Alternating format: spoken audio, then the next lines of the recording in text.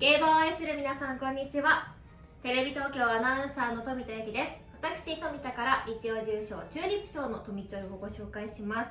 新しくなった阪神競馬場で行われる最初の重賞ということで、楽しみもさらに盛り上がりますが、今年は騎手時代に牝馬の河内とも呼ばれた河内宏調教師が最後の重賞挑戦ということで、さらに注目の集まる一戦となりました。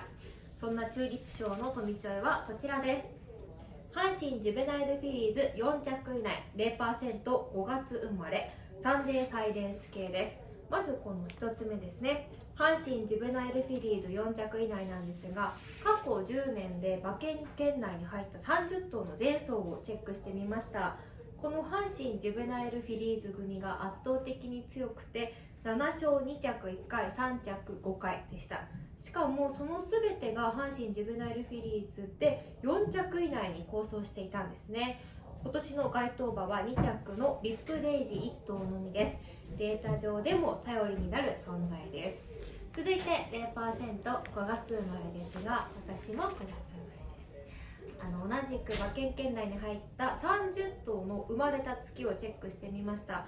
5月生まれの結果がですね出ておらず、13頭が挑戦して未勝利2着1回のみでしたね。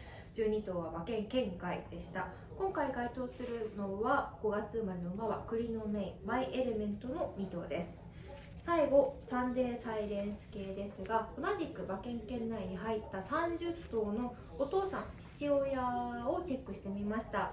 サンデーサイレンス系が強くて8勝2着8回3着4回でした。ここまで3週連続で重賞連帯を果たし絶好調のこのサンデーサイレンス系、ここでも狙ってみても面白いのかなと思います。該当馬はザラタン、栗のメイ、ノクナレア、ナムラクララ、ビップデイジー、名称玉浦です。ビップデイジーはもちろんなんですが、激走馬この中にいるかもしれません。